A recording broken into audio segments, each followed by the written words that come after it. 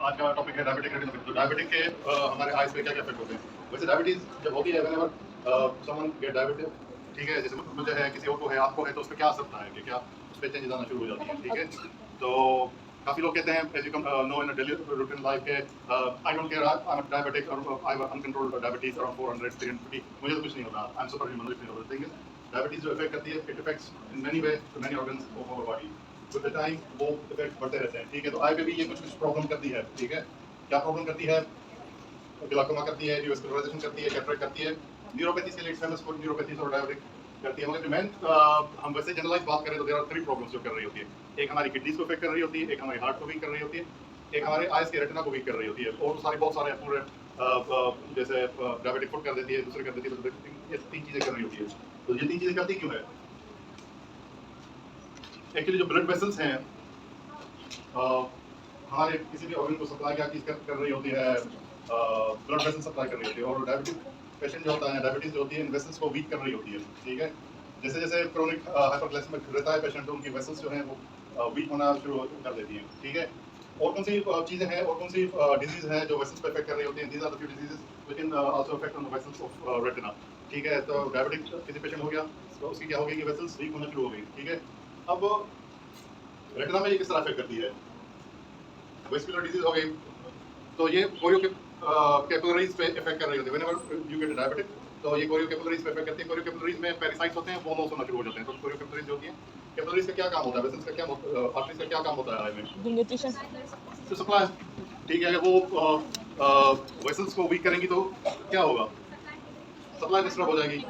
Supply disturb होगी तो क्या हो जाएगा? हाई बिकम हाइपोक्सिक, ठीक है। हाइपोक्सिया हो जाएगा, हाइपोक्सिया क्या हो जाएगा तो उसकी और चेंजेस आने शुरू हो जाएंगे।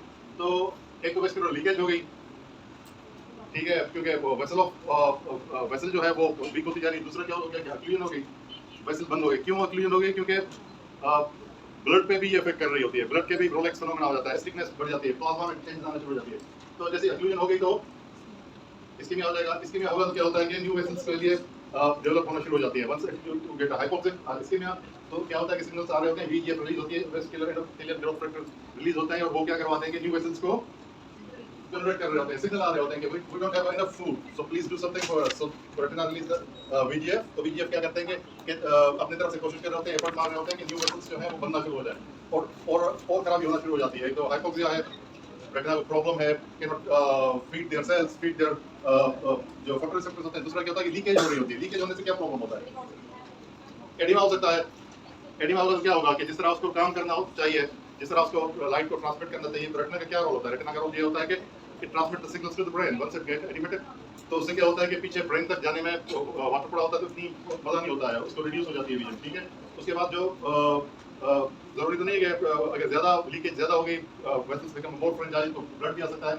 और जैसे ही अगर प्लाज्मा सेल्स आते हैं तो उसमें जो एक्सीडेंट्स होते हैं वो अगर जमा होना शुरू हो जाते हैं, उसका वाटर कंटेंट तो वो ही कर जाता है, मगर जो लिपिड कंटेंट होता है वो उधर ही रह जाता है, क्योंकि इट्स नॉट कोई वैसे से तो जा नहीं रहा होता, पूरा ब्लड आया या प्लाज्मा आया, उससे वाटर कंटेंट रिटर्न होकर हो जाता है, ठीक है। रेटिना क्या चीज होती है, ठीक है। इसके टू मेजर लेयर्स होती हैं, ठीक है। और वो किस चीज को सप्लाई कर रही है, क्या कर रहे होते हैं? वो न्यूरो सिग्नल्स ब्रेन की तरफ भेज रहे होते हैं, इमेज क्रिएट कर रहे होते हैं। हमने बात की थी लास्ट लेक्चर में भी, एक आरपी होता है, न्यूरोसेंसरी रेटिना होता है, और ब्लड वेसल्स होती हैं, कोरियो कैपिलरीज कोरेंट सर्कुलेशन होते हैं, और रेटिनल आरपी से कर रहे होते हैं।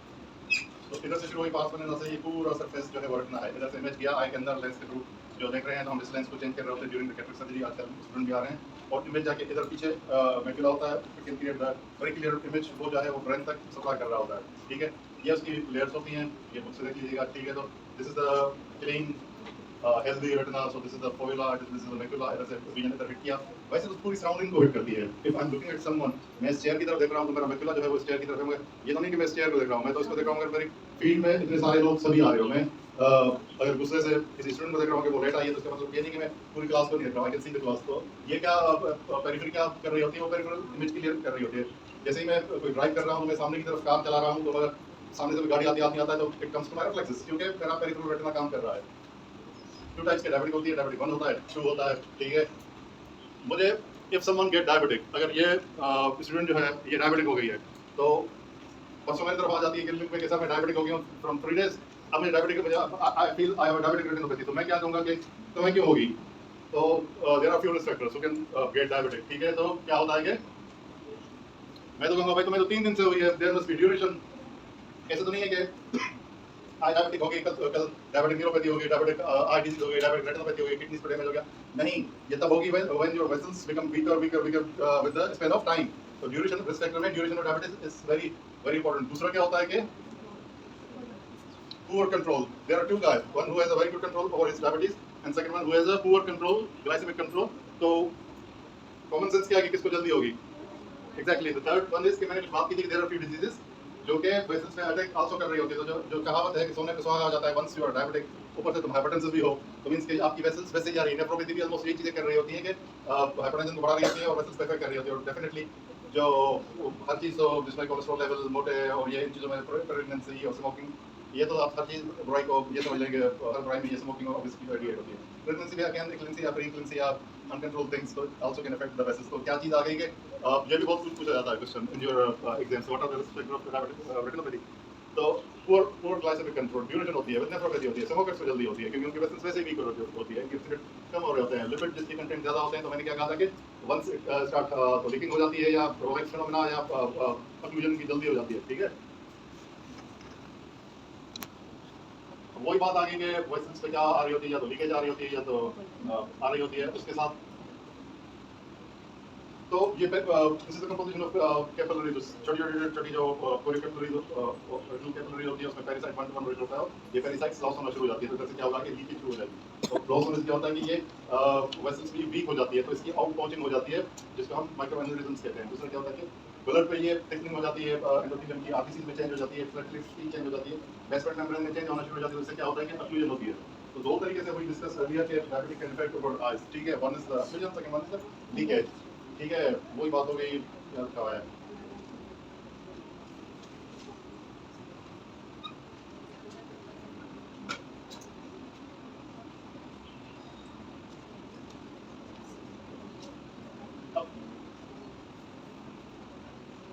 अब क्या हो गया कि हाइपोक्सिया से क्या होता है, लेट्स सपोज के हमारे पास एक गार्डन है। ठीक है, जैसे ये पंप का बहुत जबरदस्त गार्डन है, इसको हमें टैंक में हमारे पास हो some amount of water to nourish that garden. ठीक है, तो अगर हमारे पास जो वाटर सप्लाई है, जो पाइपलाइन है, जो सोर्स ऑफ ट्रांसपोर्टेशन है, उसमें वेसल्स में लीकेज होना शुरू हो जाए या कहीं से बंद हो जाए, तो वो गार्डन ग्रीन रह पाएगा क्या?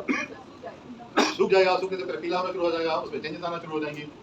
तो उससे क्या होगा कि सारी चीजें उसमें चेंज होना शुरू हो जाएगी, तो हाइपोक्सिया हो जाएगा। हाइपोक्सिया क्या करेगा कि हाइपोक्सिया पर सिग्नल्स दे रहा होता है और उससे न्यू वेसल्स जो है डेवलप हो रही होती हैं। और these new vessels are nightmare, they are very fragile, easy to leak, easy to bleed. उससे ब्लड आना बहुत जल्दी शुरू हो सकता है। ठीक है, अच्छा, एक तो किसी को डायबिटिक हो गया, ठीक है, वो आपकी क्लिनिक पे आया, तो उसको वैसे तो जो भी डायबिटिक पेशेंट होता है उसमें हम क्या करते हैं कि उसको हमारी कोशिश होती है कि इसको ईयरली मॉनिटर किया जाए कि भाई देखिए कि ये डायबिटिक चेंजेस आर नॉट। ठीक है, हमारे तरफ अक्सर जो है लोग मेडिसिन के register on their diabetic patient list, तो they keep sending us patient for the examination of fundus fund, उसको भी करके आओ, उसका रेटिना दिखा के आओ। तो time to time they want to find के is there any changes on retina or not. ठीक है, जो होते हैं डॉक्टर्स मेडिसिन वाले को करते हैं, और बाद का उनको पता ही नहीं होता, इट स्टार्ट्स तो हम पिक कर लेते हैं और उसे हमें लग रहा होता है कि इस बंदे को अभी हम उसको वार्निंग दे देते हैं कि भाई वेसल्स में चेंजेस आना शुरू हो गई है, थोड़ा सा ब्लीड आना शुरू हो गई है, थोड़ी सी अब तुम ज़्यादा क्या करो, you have to very control on your diabetes, इसमें कंट्रोल पे चले जाओ। तो ये सारी चीज़ें होती हैं, उससे हम उसको पेशेंट को पहले वार्न कर देते हैं। दूसरा, हमारे पास वो पेशेंट आते हैं जो कहते हैं कि सर मैं तो डायबिटिक हूँ और तो मैं बिल्कुल ठीक हूँ, कुछ भी नहीं है, अभी थोड़ा धुंधला आना शुरू हो जाता है, थोड़े चक्कर हैं, कभी लाइट ज़्यादा है कभी नहीं है, डार्क स्पॉट्स बढ़ गए हैं, मैं किसी चीज़ को देख रहा हूँ तो इधर से दबा रहा है, इधर से दबा रहा है, मीन्स रेटिना पर ब्लड आ गया होगा। ठीक है, तो रात को विजन नहीं आती क्योंकि अगर पेरिफेरल रेटिना आपका उसमें फोटोरिसेप्टर्स जो कौन रॉड्स होते हैं वो रात को नाइट विजन के लिए होते हैं, तो उसमें इफेक्ट आना जाता है, तो विजन लॉस आ जाता है, ब्लरिंग आ जाती है, फ्लक्चुएशन आ जाता है। फ्लक्चुएशन में ये होता है कि कभी एडिमा अगर हो गया तो उसको कम नजर आएगा, अगर एडिमा मतलब रिड्यूस हो जाएगा तो और आना शुरू हो जाएगा। तो विजन जो बनती है इस तरह भी बन सकती है, it could be effect in many ways, but the thing is कि पंप्स की बिल्डिंग है और बंदा भी देख रहा है डायबिटिक को, उसको इस तरीके से देख रहा है। ठीक है, माइक्रोन्यूरिज्म क्या चीज होती है? Out pouching of the vessels, तो मैंने आपको बताया, पहले ही एक्सप्लेन कर दिया। तो आउट पाउचिंग क्या चीज होती है कि एन्यूरिज्म क्या चीज होता है, मगर वो बिल्कुल बिल्कुल टाइनी होती है। ठीक है, you can able to see with the sterilium के साथ फंडस आप देख रहे होते हैं, तो उसके वेसल के साथ आउट पाउचिंग होती है। आउट पाउचिंग में आपको पता लग रहा होता है कि ही इज डायबिटिक। ठीक है, और डॉट डॉट कैमरे जोड़ रहे थे, बिल्कुल बिल्कुल डॉट की तरह इमेज होते हैं initially when you are diabetic, तो ये साइंस आना शुरू हो जाते हैं कि वेसल्स में आउटपोस्टिंग हो रही होती है और जो है डॉट डॉट हेमरेज आना शुरू हो जाते हैं। उसके बाद क्या क्या होता है कि फ्लैट शेप हेमरेज आ जाता है। जब न्यूरोसेंसरी रेटिना में हेमरेज आ जाते हैं तो वो फैल जाता है और उसको लग रहा होता है कि फ्लैट शेप की तरह बन जाता है। एक्सीडेंट क्या होते हैं? एक्सीडेंट की तो बात कर ली हमने, क्योंकि रेटिना से जो लीकेज होगी, ठीक है, वो लीकेज में सारी चीजें आती हैं, प्रोटीन, लिपिड्स, ये लिपिड्स, माइक्रोफेजेस, ये आना शुरू हो जाते हैं। इन्फ्लेमेटरी रिएक्शन होता है, फ्लूइड तो आसानी से it can affect, but it takes to affect the lipid content of the retina, ठीक है। तो वो उधर ही रह जाता है अनलेस के आपकी वेसल्स को किसी तरीके से आप उसको हील करवा दो, ठीक है। कॉटन वूल स्पॉट्स क्या चीज होती हैं? थोड़ा स्लो डाउन कर देते हैं तो आपको ये याद रहेंगे। कॉटन वूल स्पॉट्स क्या चीज होती है? आपकी जब एक्सीडेंट क्या चीज होती है? ये व्हाइट से निशानात होते हैं, ठीक है। ये वैसे के साथ माइक्रो ऑर्गेनिज्म छोटे छोटे छोटे पड़े होते हैं। ये क्या है कि छोटे छोटे छोटे ये पड़े हुए हैं, तो उसको हम क्या कहेंगे? Hard accident. Cotton wool spots ये चीज होती है कि न्यूरोसेंसरी जो रेटिना होता है उसका इस्कीमिया हो जाता है। आपने खुद इधर से बताया था कि रेटिना में इस्कीमिक हो जाता है, तो उसमें क्या होता है कि व्हाइट फ्लफी सी अपीयरेंस उसकी आना शुरू हो जाती है रेटिना के, न्यूरोसेंसरी रेटिना की। तो वो फ्लफी कॉटन की तरह लग रहा होता है, तो उसको हम कॉटन वूल स्पॉट्स कहते होते हैं। वो क्या होता है कि इस्कीमिक इन्फेक्शन कैपिलरी की वजह से उसको इस्कीमिया हो जाता है, तो हो जाता है। रेटिनल एब्नॉर्मलिटीज क्या चीज होती हैं?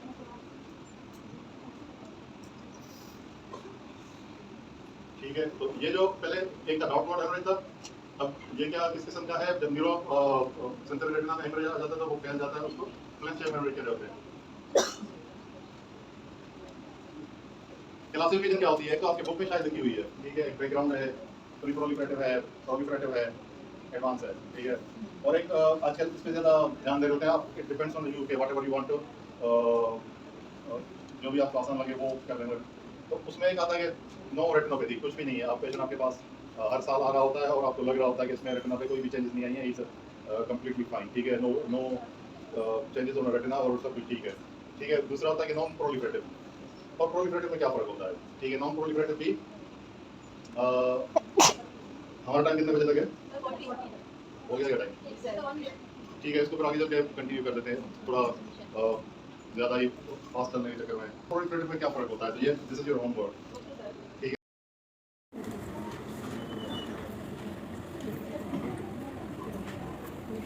लास्ट टाइम जो टॉपिक हम कर रहे थे that was the diabetic retinopathy. तो कौन बताएगा कि आधा कर लिया था, फिर आधी बहुत सारी छुट्टियाँ हो गई। सो कौन कौन किसको बताएगा डायबिटिक रेटिनोपैथी क्या है? डायबिटीज़ की हमारे आई पे क्या क्या इफेक्ट होते हैं? वैसे डायबिटीज़ के बॉडी पे क्या क्या इफेक्ट होते हैं? आप लोग ऊपर क्या होंगे तो दवाई वगैरह कुछ पड़ा है? कुछ नहीं, अभी कब आ जाएगा? क्या में आएगा? पढ़ो भाई, एग्जाम में भी आने वाले आप लोगों के, ठीक है। तो होता क्या है? होता क्या है एक्चुअली डायबिटीज़ वैसे कुछ भी नहीं करती है। वो आपकी नर्व्स पे इफेक्ट करती है, आपकी वेसल्स पे इफेक्ट करती है। वेसल्स क्या करती हैं कि जैसे रेटिना की वेसल्स हैं, चलो मैं थोड़ा सा प्रेशर वाइज करवा देता हूँ।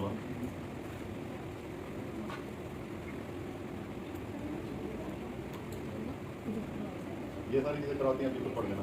डायबिटीज़ करती क्या है कि आपकी आईज की वेसल्स पे इफेक्ट करती है। वेसल्स पे किस तरह इफेक्ट करती हैं कि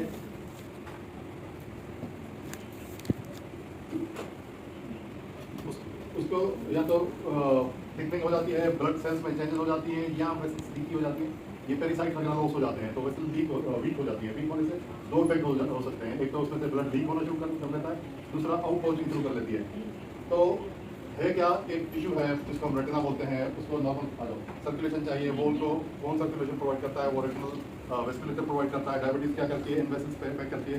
तो मैंने आपको जैसे एग्जांपल लास्ट टाइम दी थी कि एक हमारे पास गार्डन है, उसको हम पानी दे रहे हैं, ठीक है। जो हमारा पाइप है जो जिसके साथ हमें पानी दे रहे हैं, उसमें अगर बहुत सारे सुराख हो जाए या उसमें बहुत सारे ब्लॉकेज हो जाए, तो जो हमारा गार्डन है उसको हम पानी नहीं दे पाएंगे।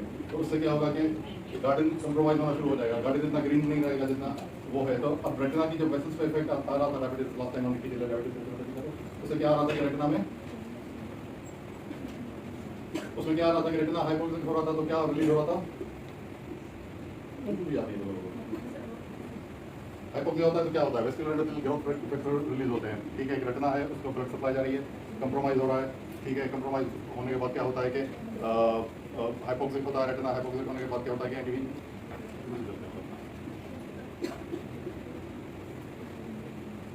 ये एक वेस्कुलर डिजीज है रेटिना की, ठीक है। अब सवाल इधर से शुरू होता है कि अगर मुझे डायबिटिक हो गई आज, जैसे डायबिटिक रेटिनोपैथी है क्या?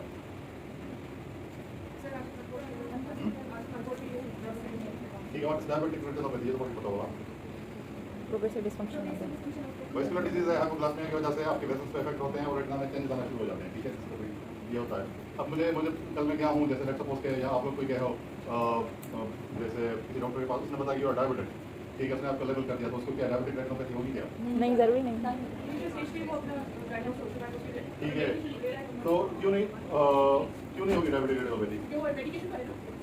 उसको तो पता ही कल लगा है, क्योंकि उसकी कुछ रिस्क फैक्टर है, ऐसे नहीं होती कि हर किसी को हो जाए। ठीक है, जिसको जो डायग्नोज हो डायबिटिक रेटिनोपैथी से, उसको ये नहीं पता, ये नहीं होता कि वो समवन कम टू नो कि आई एम डायबिटिक पर्सन, नहीं उसको डायबिटिक रेटिनोपैथी होती है। उसके लिए ड्यूरेशन ऑफ डिजीज बहुत जरूरी है। ये रिस्क फैक्टर आपसे एग्जाम में पूछते हैं कि कौन से पेशेंट्स को होगी। एक पेशेंट है जिसको कल हुई है डायबिटीज, एक हुई जिसको 20 साल से, उसको क्या चांसेस किसको ज़्यादा होगी? इसको बहुत ज़्यादा। एक का बहुत अच्छा ग्लाइसेमिक कंट्रोल है, एक का बहुत पुअर ग्लाइसेमिक कंट्रोल, तो किसको होगी? ये वो डिजीज हैं जिनका इफेक्ट आपकी वेसल्स पे होता है, जो प्रीवियस पढ़ के आगे अदर डिजीज जो होती है वो आपकी वेसल्स पे अटैक करती है। डायबिटिक रेटिनोपैथी क्या करती है, आपकी कहाँ अटैक कर रही होती है? वेसल्स पे कर रही है, तो उसकी वजह से उसको न्यूट्रिएंट की सप्लाई नहीं हो पाती, तो उससे क्या होता है कि रेटिना में चेंजेस आना शुरू हो जाते हैं। ठीक है, तो स्मोकिंग, प्रेगनेंसी, ओबेसिटी, हाइपरलिपिडेमिया और नेफ्रोपैथी, सबका वेसल्स पे इफेक्ट हो रहा होता है। तो माइक्रो एंजियोपैथी क्या, ये किस तरीके से आई पे इफेक्ट कर रही थी डायबिटिक रेटिनोपैथी? या तो कर रही थी या तो लीकेज, कोई वेसल है, माइक्रो वेसल है, अगर उसमें कोई अक्लूजन की होगी कि थिकनिंग हो जाएगी, प्रोटेक्शन में ना हो जाएगा, आरबीसी की चेंजेस हो जाएगी, स्टिफनेस बढ़ जाती है, क्योंकि ये सारी चेंज आ रही होती है। जब पहली साइड होते हैं जो कैपिलरीज होते हैं, ये लॉस होना शुरू हो जाते हैं, उससे क्या होता है कि आउटपोचिंग हो जाती है या लीकेज होना शुरू हो जाती है।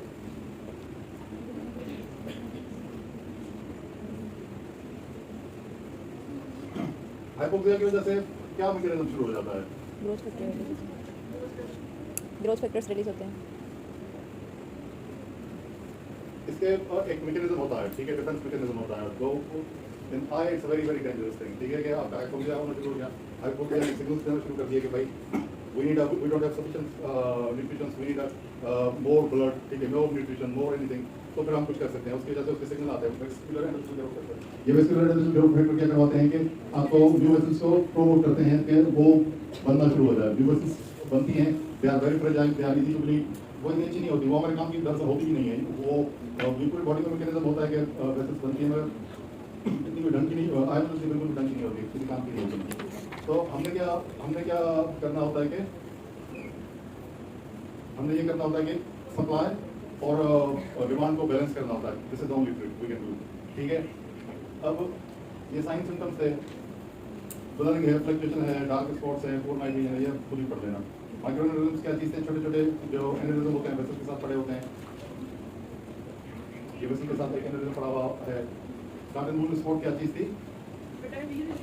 इसके में आप नर्व फाइबर ले, नॉट रीजनरेशन, इसके में अगर नर्व फाइबर लेकर आप प्रोवाइड फ्लफी मटेरियल आता है। हार्ट एलिमेंट क्या चीज़ थे?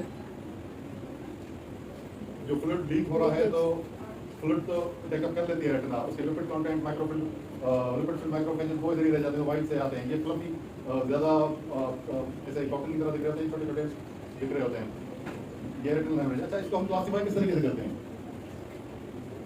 एक आपकी बुक में शायद लिखी हुई हो, आपकी बुक ने इसको भी लगता है इस दफा अपग्रेड कर दिया है, ये भी है, नहीं तो बैकग्राउंड होती है, फिर प्रोलिफरेटिव होती है, प्रोलिफरेटिव होती है और एडवांस होती है, ये शायद आपकी बुक में लिखी हुई होगी। ठीक है, अब जो चल रही है वो ETR इसकी चल रही है, क्लासिक एडिशन। उसमें क्या होता है कि नॉन प्रोलिफरेटिव और प्रोलिफरेटिव। नॉन प्रोलिफरेटिव के माइल्ड मॉडरेट सीवियर होते हैं और सिग्निफिकेंट मैक्युलर एडिमा होता है। तो दो ही होते हैं, नॉन प्रोलिफरेटिव और proliferative. Non what is the proliferative means? एक तो हाइपोक्सिया हुआ, इस्कीमिया हुआ, VHF रिलीज हुआ है, VHF ने न्यू वेसल्स बनाए। जब ये न्यू वेसल्स आपके रेटिना में पहुंच जाती है, रेटिना में न्यू वेसल्स पहुंचती है तो उसको हम प्रोलिफरेशन कहते हैं। न्यू वेस्कुलराइजेशन जब रेटिना को क्रॉस करके विट्रेस कैविटी में जाती है तो उसको हम क्या बोलते हैं कि न्यू वेस्कुलराइजेशन बोलते हैं। तो एक हम देखते हैं नॉन प्रोलिफरेटिव और प्रोलिफरेटिव। नॉन प्रोलिफरेटिव की फिर फर्दर क्लासिफिकेशन है, माइल्ड है, मॉडरेट है, सीवियर है। तो एक पेशेंट है मेरे पास आया है, अभी जैसे क्लिनिक में आया है, तो मैंने उसको लेबल करना होता है कि ये कौन सी स्टेज पे है।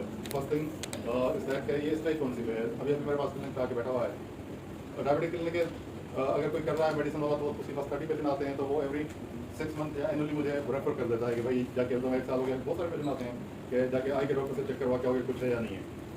ठीक है, तो उसमें आप क्या करते हैं कि आप लेवल करते हैं कि आपकी कौन सी स्टेज पे है।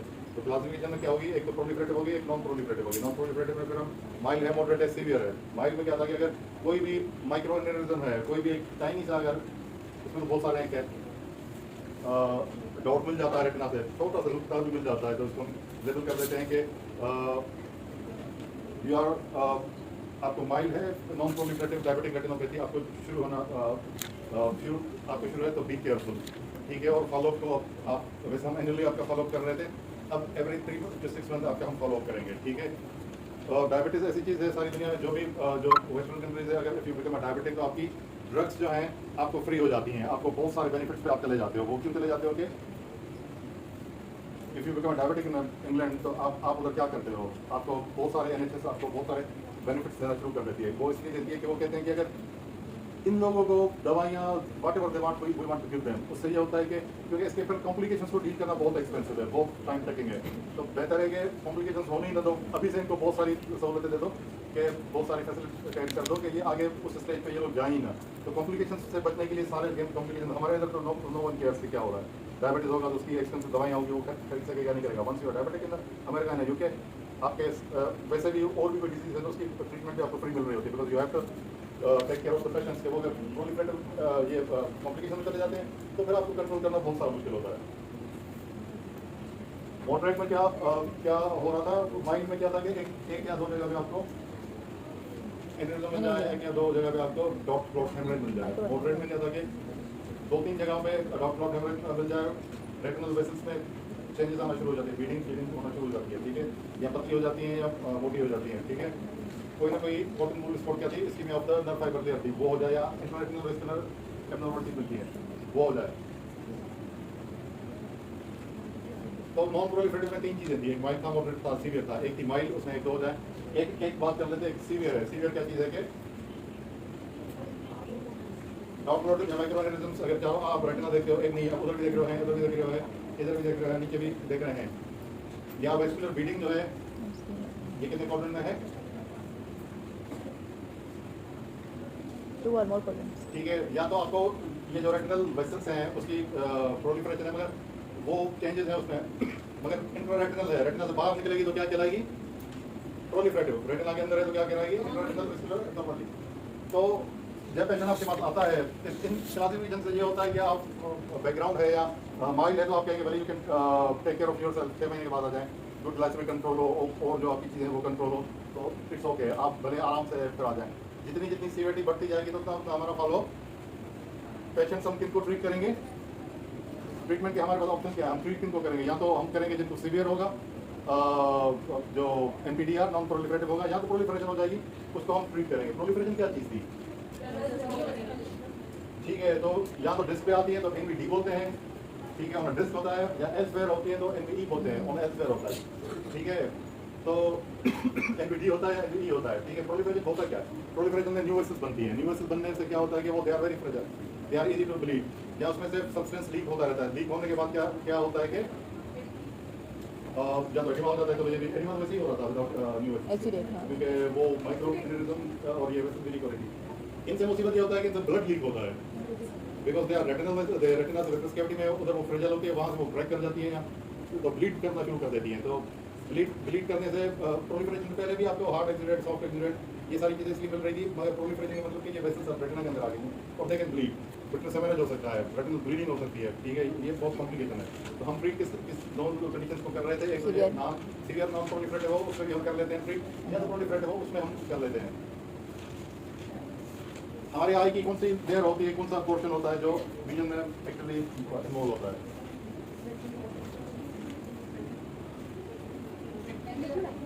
मैं अगर किसी एक कुर्सी को इसको देख रहा हूँ, ठीक है, तो मैं कुर्सी की तरफ देखा, मैंने चेयर को देखा, तो आई am looking at the chair, तो जरूरी नहीं कि मेरी मैक्यूला जो है वो इस चेयर की तरफ है, मगर मैं आपकी पूरी क्लास को देख रहा हूँ, ठीक है, मैं चेयर को देख रहा हूँ, और नहीं समझ आ रहा, मुझे तो ये लग रहा है कि students they are sitting in front of me, the thing is कि I am looking at this chair, तो my macula focus towards this chair and my जो पेरिफेरी है उससे बाकी भी मेरी विजन बन रही है, तो मैक्यूला का फंक्शन होता है, तो उसकी क्लासिफिकेशन हम कर लेते हैं, दैट इज मैक्यूला अगर इन्वॉल्व पेरिफेरी से अगर कोई इन्वॉल्व हो जाता है तो उसका मुझे पता नहीं चलेगा। मैक्यूला से अगर इन्वॉल्वमेंट हो जाती है तो बहुत जल्दी आई कम टू नो कि देयर इज अ प्रॉब्लम है, ठीक है। उसकी भी तो आप देखिए, एक माइल्ड है, मॉडरेट है, सीवियर है। मैक्यूला का एरिया 4.5 मिलीमीटर का होता है। अगर फोविला पे अटैक किया तो सीवियर होता है, अगर पेरिफेरी से किया तो माइल्ड होता है।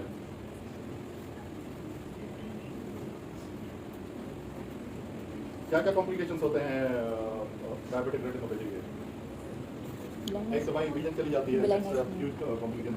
समन बिकम डायबिटिक तो उससे प्रॉब्लम ज़्यादातर क्या होता है, उससे ज़्यादा प्रॉब्लम होता है कि उसकी विजन चली जाती है। इससे तो और कोई जिंदगी की कॉम्प्लिकेशन नहीं है कि समन गोज ब्लाइंड, ठीक है।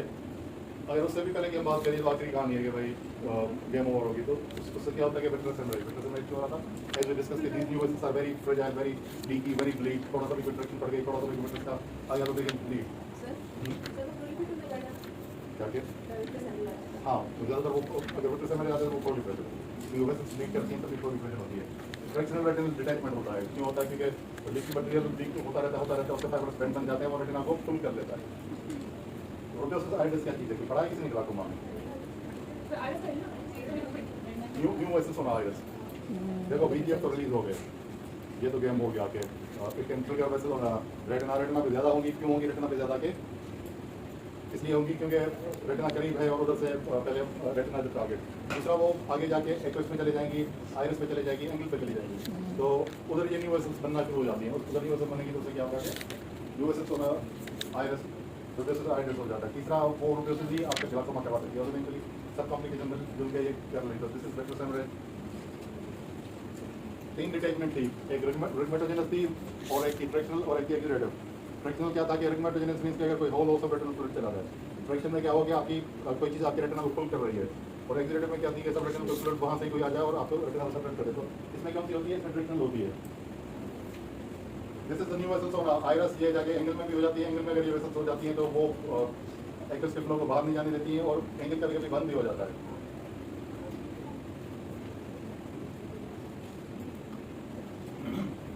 ब्लाइंडनेस कैसे क्रिएट हो रही है?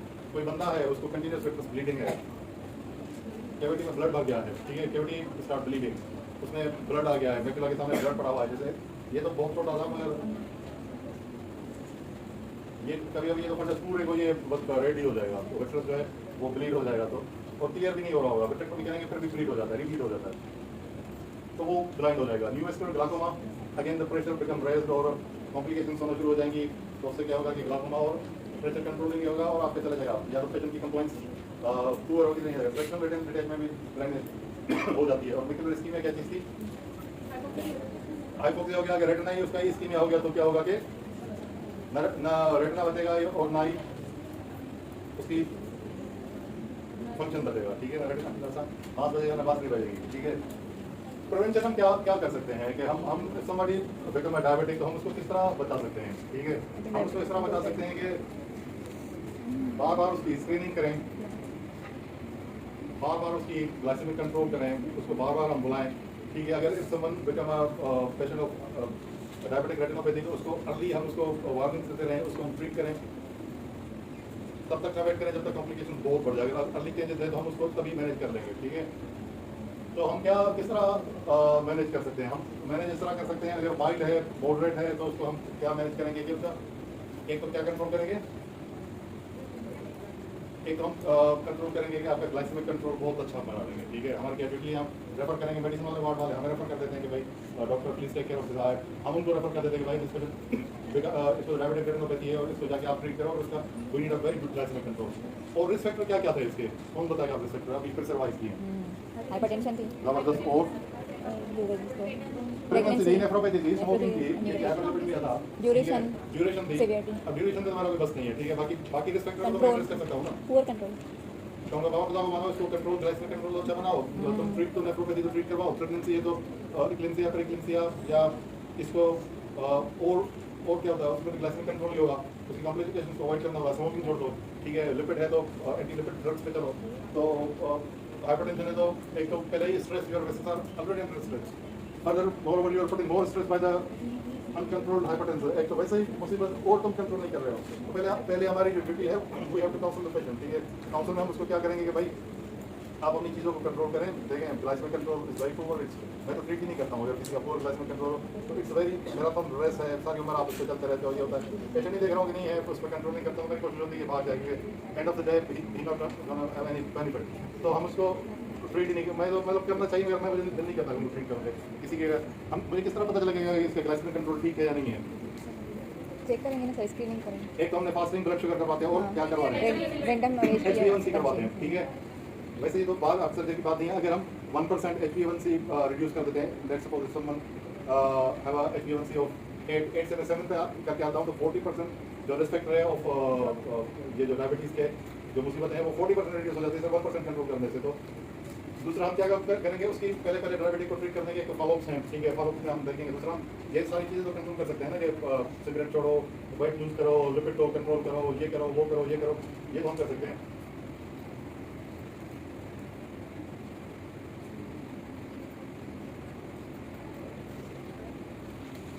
अच्छा, एग्जामिन हम कैसे करते हैं पेशेंट्स को? एक तो सीधी बात है कि though it's not our duty to examine his और हर जैसे चीज़ें हैं, मतलब देखिए इसको हम कंट्रोल किस तरह करते हैं। इसको हम इस तरह कंट्रोल करते हैं कि एक तो हम इसकी लैब्स करवा सकते हैं। लैब से क्या होगा कि आप इन्वेस्टिगेशन इस तरह करवाते हो कि इसको चेक करेंगे इसके हाइपरटेंशन क्या है। दूसरा हम इसको एग्जामिन करते हैं, आई किस तरह हमने एग्जामिन करनी होगी डायबिटीज के पेशेंट को, एक हिस्ट्री लोगे, ठीक है, एंडोस्कोपी करेंगे। सिले में एग्जामिनेशन करोगे, इसका एंडोस्कोपी करेंगे। फंडस एग्जामिनेशन करोगे। फंडस किस तरह एग्जामिन होता है? रेटिनोस्कोपी सर, फंडोस्कोपी से, रेटिनोस्कोपी से। ऑप्थेल्मोस्कोपी कितनी टाइप्स हैं? दो, डायरेक्ट डायरेक्ट। ये कौन सा है? ये डायरेक्ट है। अब मैं दोबारा इससे नहीं पूछ रहा हूँ रेफरेंस क्या, मैं तो पूछ रहा हूँ why it's indirect.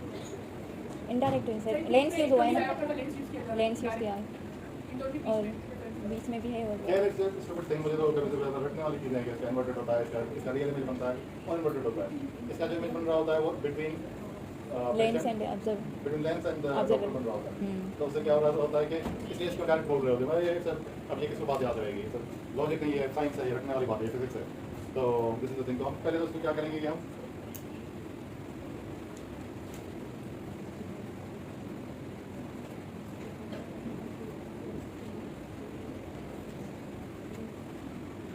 This is the new voice, ठीक है, ये न्यू वॉइस है जस्ट नॉर्मल वेस्कुलेचर से काफ़ी ये है।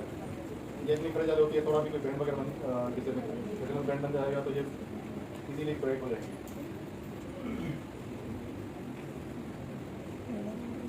अब आगे मैनेजमेंट पे आ गए। मैनेजमेंट क्या थी कि रिस्क फैक्टर क्या था इसके, इनको हमें कंट्रोल करना होगा, ठीक है। ट्रीटमेंट में और हमारा पहले जो है जो पहले हमारा क्या एम होता है ट्रीटमेंट करने का? बस खास तो तुमने ट्रीट कर दिया, रिस्क फैक्टर को ट्रीट कर दिया, नॉट डायरेक्ट का इनडायरेक्ट काज है। कॉम्प्लिकेशन को रिड्यूस करें। एक गार्डन है हमारा, उसको हमने हमारे पास सोर्स है, वाटर सोर्स है, उसे हमको उससे पानी देना है उसको, उसमें लीकेज है, उससे हम पानी दे नहीं पा रहे हैं, तो हमें क्या करना होता है उसको? सर कॉम्प्लिकेशन को वो रिड्यूस, बंद करनी होती है, या तो दूसरा और क्या चीज़ हमने करनी होती है?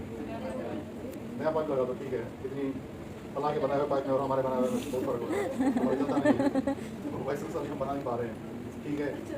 एक तो ये चीज़ हो गई कि दूसरा ये भी तो हो सकता है कि हमारा जो गार्डन है हम उसको आधा से काट दें, जैसे क्योंकि हमारे पास जो पानी है वो सिर्फ जैसे 10 फीट पार का पानी है, ठीक है, तो उसमें जब डैमेज हो गया पाइप में तो अब हमारे पास कितने अब हमारे 6 फीट पार का पानी बच गया है, तो उससे पूरे को हम कंप्रोमाइज़ होने दें, इसकी में होने दें, बीजेप रिलीज होने दें, या हम कहेंगे हम 4 फीट पार की कम कर देते हैं, उससे क्या हो जाएगा कि दूसरा कंप्रोमाइज नहीं होगा, जो remaining portion of our retina remains green, remain healthy, remain मतलब कि कर रहा होगा, तो उसके लिए हम क्या चीज़ करते हैं? अगर विट्रस में ब्लीडिंग हो रही है तो हम फिर विट्रस का प्रेशर बढ़ाकर उसको प्रेस भी तो कर सकते हैं ताकि उसके अंदर हीलिंग हो सके। ये ना कर, ये ना कर, सर ये कर, जैसे कि ना फोकस माइक्रो ना अगर जैसे माइक्रो आपका क्लॉट्स बन जाते हैं तो उसमें हम विट्रस रिपेयर करते हैं, बट फॉर हाउ लॉन्ग? जब तक उसकी ब्लीडिंग बंद ना हो तब तक ब्लीडिंग का बनोगे वो वैसे साथ फिर से ब्लीड करेंगे, पेट रखते हैं। या वेरी फ्रेजाइल आप वैसे तो है नहीं जो उसको होगी। तो पहले हम क्या करेंगे कि इनको एक है एंटीवीएफ से क्या हो गया कि VEGF रिलीज होना बंद हो जाएगा, VEGF रिलीज होना बंद हो जाएगा, वेस्कुलर चेंजेस जो हैं कम वो ठीक होना शुरू हो जाएंगी। VEGF नहीं होगा तो आपकी वेसल्स जो हैं वो उसमें लीकिंग भी बंद हो जाएगी, मैक्युलर एडिमा भी चला जाएगा, न्यू वेसल्स जो हैं वो भी रेगुलेट होना शुरू हो जाएगी, सब कुछ ठीक होना शुरू हो जाएगा। मगर vessels are very expensive, very good effective है, लोग लगवा रहे हैं मगर एक्सपेंसिव भी बहुत हैं, रिस्पेक्टर भी बहुत हैं, compliance patient have to come again and again every month, every second month, every 2-3 times in a year. वो आगे वेसल्स इंजेक्शंस लगवा रहा है तो उसको भी ऑकवर्ड लगता है कि मैं जाके डॉक्टर से इंजेक्शंस लगवा रहा हूँ। तो इसलिए इनके आपको नाम आने चाहिए और कौन सी होती हैं, जो वेसल बीजू में होती है, रनी बीजू में होती है, ठीक है। तो ये करते हैं। दूसरा हम क्या करते हैं कि मैंने एक एग्जांपल दी कि हम मैक्युला मेरी एक्टिव काम कर रही है, मैं मैक्युला से किसी भी स्टूडेंट को देख रहा हूँ तो मेरे पेरिफेरी में सबको देख रहा हूँ, तो हम गार्डन को सेव करने के लिए क्या करते हैं कि पेरिफेरल रेटिना को कैलकुलेट कर देते हैं, उनको जला देते हैं। उससे जलाने से क्या होगा कि डिमांड जो है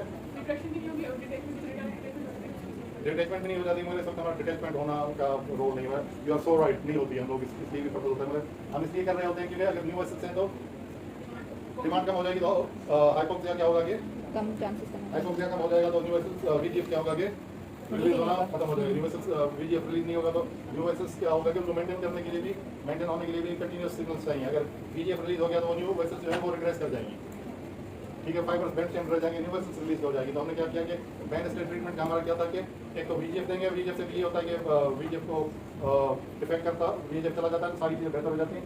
दूसरा हम क्या करते हैं कि आजकल ये पैटर्न नहीं कर रहे हैं, मगर अगर कोई लोकल लीकेज है जिस तरह इस पिक्चर में है, एक दो इधर भी हम लगा देते हैं लेजर के बर्न, तो उससे अगर कोई लोकल वेसल है तो वो भी बर्न हो जाती है। वैसे इधर का जो फंक्शन है वो ये फंक्शन है कि हम इसको बंद कर रहे होते हैं तो डिमांड एंड सप्लाई में बैलेंस आ जाए। अगर कोई फोकल या ग्रिड है तो उसका वो इसलिए कहते हैं ग्रिड लेजर हम भी करते हैं कि हम इसको लोकली बर्न कर देते हैं। लोकली बर्न करने से ये होता है कि आपको जो फ्लूइड लीक हो रहा होता है मैक्युला वो लीक होना बंद हो जाएगा, तो विजन बेहतर हो जाएगी। तीसरा हमारा क्या था जो चीज़ थी सर्जरी, की हम सर्जरी करेंगे। रेटिनल बैंड है, पेशेंट डिटैचमेंट है, उसको रिस्टोर करने के लिए हम क्या करेंगे कि हम सर्जरी करेंगे, ठीक है। अगर किसी का जो नॉन क्लियरिंग विट्रस हेमरेज है उसको हम सर्जरी करके फिर ट्रीटमेंट करके पास में लेकर जाएंगे और फिर लेजर कर देंगे पूरी आंख को, कि उससे क्या होगा कि रेटिना भी बंद हो जाएगा और ब्लीड होना रुक जाएगा। तो this is the diabetic heart. तो ये क्या चीज़ थी?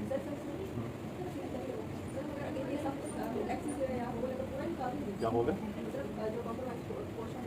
कंप्रोमाइज नहीं है, जो हमारे काम का नहीं। देखो आई एम लुकिंग एट यू, तो मैं उनको भी देख रहा हूँ, उनको भी देख रहा हूँ, ठीक है। मेरी आंखें तुम्हारी तरफ, मेरा मैक्युला तुम्हारी तरफ है, तो मुझे जो विजन चाहिए होती है 90% वो मैक्युला की चाहिए होती है। मैक्युला को हम सिक्योर कर लेंगे, बाकी पेरिफेरी को हम जला देंगे, कुछ पाने के लिए भी खोना पड़ता है, तो नाइट ब्लाइंडनेस होगी उसको, ठीक है, क्योंकि पेरिफेरी मिल जाएगी। गाड़ी में आप ड्राइव कर रहे हैं तो आपको साइड से कोई चीज़ आ रही है तो दिखेगी नहीं, मगर थोड़े थोड़े होंगे, क्योंकि हम इतना क्लोज भी नहीं जाएंगे। अगर बिल्कुल ही प्रॉब्लम होगी तो फिर हमें क्लोज जाना पड़ेगा। इससे पहले कि हमारा मैक्युला हाइपोक्सिक हो गया इसकी में हो जाए तो हमें मैक्युला को बचाने के लिए पेरिफेरी को जाना पड़ेगा, ठीक है। तो हमारा जो रिमेनिंग पोर्शन ऑफ ब्लड मैं सप्लाई टू अवर रेटिना, तो उससे उसको ब्लड सप्लाई इंटेक्ट रहनी चाहिए। तो अपनी जैसे यूनिवर्सिटी सेक्शन तो वहीं से डायरेक्ट स्टार्ट होगी, मैक्युला ऑफ द फिक्सेस होगा। तो सर अगर हम ये कॉम्बिनेशन करना भी शुरू करें तो मैक्युलर रीजन उससे ये कुछ नहीं होगा, उससे हाइपोक्सिया कम होगा, VEGF कम हो जाएगा, VEGF कम हो जाएगा, तो तो मतलब पेन आप पेन टाइप कॉम्बिनेशन करके अलावा एंटी वेनम भी दे रहे हैं। Don't एक चीज़ दे सकते हो, actually VEGF is more effective, but for the patient they have to come again and again and again. In our environment, the patient की compliance is very poor, ठीक है। ऐसे हैं कोई भरोसे से यहाँ पे 3 महीने बाद में फिर से ये मैं जाऊँ, मतलब ये वन से लाइफ होता है कि पूरा करते तो ये उधर ही रहेगा, ठीक है। तो best treatment is the VEGF। आप आए प्री एक्सीडेंट आप जब देखते हैं यूनिवर्सिटी आ रही हैं या चेंजेस आ रही हैं, आप डोज लगा दें तो 3-4-5 महीने के और रिग्रेस रहती है। तो अगर कंप्लाइंस ही नहीं है तो हम VEGF पे कर रहे होते हैं, ये लेजर भी कर देते हैं। सर कभी इसका वीडियो का प्रेशर बढ़ा के देखा कि वो फॉर अ टाइम बिंग रुक जाएंगी, 2-3 मिनट पर प्रेशर आप करोगे अगेन से प्रेशर उसी में रहेगी कि क्लियर भी हम डाल रहे हैं तो उसकी रिफ्लेक्शन तो इसका होना नहीं चाहिए। उससे क्या मसला होगा? रिफ्लेक्शन तो तो क्या मसला होगा?